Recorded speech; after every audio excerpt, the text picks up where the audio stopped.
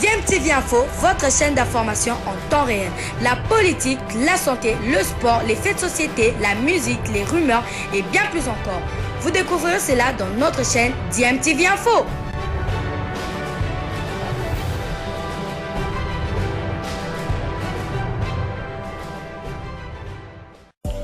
Vous êtes sur DMTV, bonjour ou bonsoir, tout dépend de l'heure à laquelle vous nous suivez. Tout plaisir est pour nous de vous retrouver, mais surtout de savoir que vous êtes nombreux en train de suivre votre chaîne YouTube DMTV. DMTV qui vous propose l'actualité, vous propose également des analyses et des réflexions sur des sujets d'actualité, sur des faits sociaux, tout simplement sur des réalités que nous observons ici chez nous en République démocratique du Congo. De la Coupe d'Afrique des Nations 2023, Hector Raoul Cooper est arrivé ce vendredi à Kinshasa pour préparer les 2 premières journées du groupe I qui verront les Léopards de la RDC en tout cas rencontrer les Panthères du Gabon le samedi 4 juin à 17h au Stade des Martyrs, le mercredi 8 juin 2022.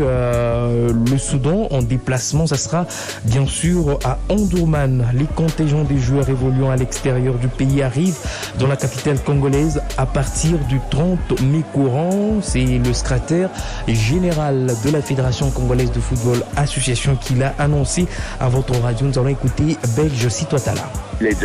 Quel est le programme pour les autres arrivées? Aujourd'hui, il y a eu pratiquement tous les membres du staff technique.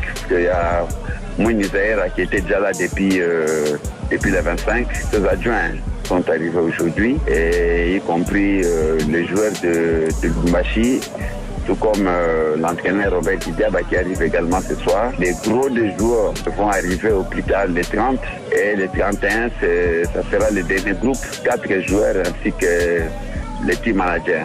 Belge Sitwatala, secrétaire général de la Fédération congolaise de football association. Et si bien sûr on attend le rassemblement du côté de la RDC, il faut retenir que les Panthères du Gabon étaient aujourd'hui à leur première séance d'entraînement sous la direction de Patrice Neveu. Le matin ils étaient en salle et l'après-midi sur la pelouse Saint-Bruno Ekwele Manga qui est à l'infirmerie. Les coéquipiers de Gaylor Kanga vont donc rester à Franceville pendant 6 jours avant de rallier Kinshasa. Et n'oubliez pas que ce match va donc se jouer à huis clos suite à la décision de la commission disciplinaire de la FIFA qui a donc sanctionné les Léopards de la RDC pour jet de projectiles lors des barrages du mondial face au Maroc lors de la manche aller, et puis pour un mauvais comportement de ces supporters de la RDC, des supporters de la RDC à la manche retour. C'était au stade Mohamed V de Casablanca. Football toujours, J-2 avant la reprise du championnat de la Vodacom Ligue 1. Ça faisait vraiment longtemps qu'on avait encore suivi des rencontres de cette 26e édition. Après 3 mois d'arrêt, la Vodacom Ligue 1 reprend ce dimanche. Et d'ailleurs, vous suivrez le match des Saint-Pé Sangabalinde en direct sur nos antennes. Et la reprise de ce championnat rime avec certains dossiers qui refassent surface. C'est également le cas du dossier Mersey Ngimbi.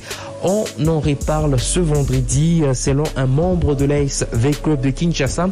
La réserve de V-Club sur le joueur Ngimbi utilisé entre guillemets par le tout-puissant Mazembe est donc en instruction. Ce dossier en tout cas est en instruction, et selon Moussa Firi Bané qui est d'ailleurs président de la structure Sauron V-Club, en tout cas la commission de gestion de la Linafoot aurait déclaré cette réserve de V-Club recevable et fondée. Et puis, selon lui, toujours au cours de cette réunion, la Linafoot était surprise de voir Belge Sitwatala, secrétaire général de la FECOFA.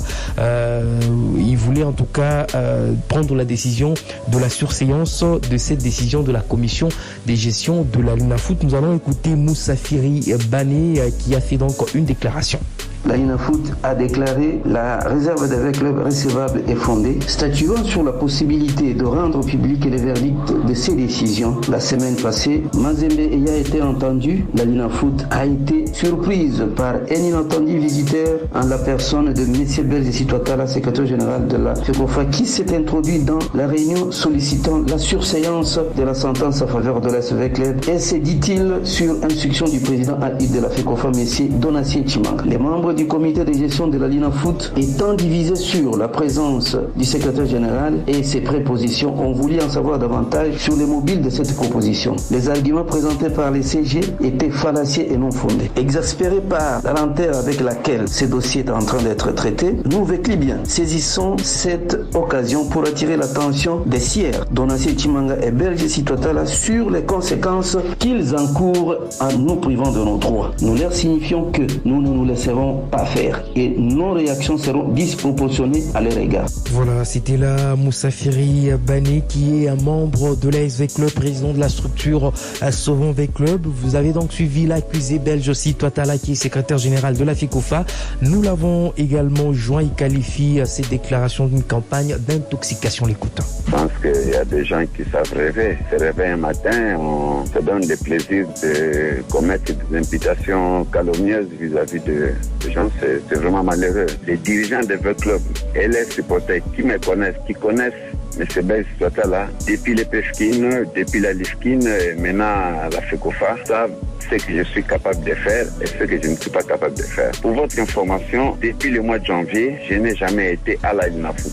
Et je prends à témoin les membres de la commission de gestion de la Lina Foot ainsi que leurs agents, les administratifs qui sont permanents. Je me demande si cette réunion s'est tenue en dehors de la Lina Foot parce que moi, je n'y suis pas arrivé. Et par rapport au texte, mais la Lina Foot est une entité jouissant de l'autonomie administrative, technique et financière. Donc la FECOFA n'a aucune injonction à donner à la Lina Foot dans une procédure donnée dès lors que la FECOFA consulte la juridiction d'appel. Si cela pouvait être faisable, je ne sais pas, le cadre est légal. Donc le président de l'Ancien Chimanga, qui est respectueux des textes, ne peut pas me donner une injonction. Comment le président ou moi allons savoir que la décision à intervenir allait être en faveur de V Club pour que le président puisse me demander de m'y rendre pour interrompre la réunion?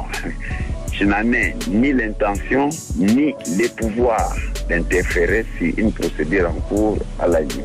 Belge aussi Toatala, secrétaire général de la Fédération congolaise de football association. Voilà, le programme retenez le dimanche des Saint-Pisanga Balindesi à Kinshasa et à Lubumbashi, la formation bien sûr de Lubumbashi Sport et c'est vrai le Racing Club de Kinshasa. Nous allons changer de registre pour parler lutte. Un mauvais vent en tout cas risque de souffler au sein de la Fédération congolaise des luttes associées, malgré bien sûr la bonne santé de cette fédération qui, comme vous le savez, vient de rafler 10 médailles au championnat d'Afrique des Nations, en tout cas au sein de cette fédération. Quelques voix ne partagent pas la même vision avec l'actuel président Eric Kinzambi, une situation qui risque de déstabiliser en tout cas cette fédération longtemps plongée dans une crise à l'époque où elle était dirigée par Léon Villa et Henri Conqueté. Pour le secrétaire général au sport Barthélémy Okito, tous les membres de la FECOLITA doivent parler le même langage pour éviter ce que nous avons tous vécu au niveau de cette fédération il y a quelques années plus tôt. Il faut faire l'historique de médailles pour comprendre les efforts que l'actuel président de la FECOLITA a dégagé pour arriver à ces médailles. En fait, ici, il faut féliciter le président Eric Kinzambi qui a fait un effort pour amener les 10 médailles. Vous appelez ça 10 médailles, moi j'appelle ça 7 médailles parce que il y a un athlète qui a gagné 3 médailles. Gagner une médaille de bronze, c'est-à-dire que vous êtes arrivé en demi-finale et que vous n'êtes pas parti en finale. Normalement, nous devons tous féliciter le président Eric pour cet effort considérable. Je vous dis considérable parce que les infrastructures, là, ils s'entraînent. C'est pas le même niveau, par exemple, que les Sud-Africains.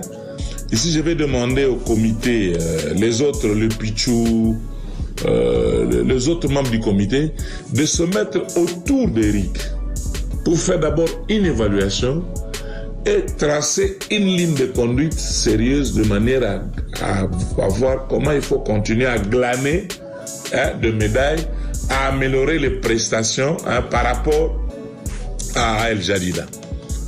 Parce que je sais que c'est maintenant où les gens se divisent. On va dire non, l'argent est sorti, il faut partager l'argent. Non, l'argent est sorti pour amener les athlètes à la compétition. L'objectif final, c'est la médaille d'or. Voilà, c'était là Barthélémy Okito, il est secrétaire général au sport. Je rappelle que la Fécoluta revient de championnat d'Afrique des Nations. Elle a donc ramené 10 médailles, dont 4 en argent et 6 en bronze. La dernière médaille a été bien sûr gagnée chez les seniors en lutte olympique par Andy Kabeya Mukendi.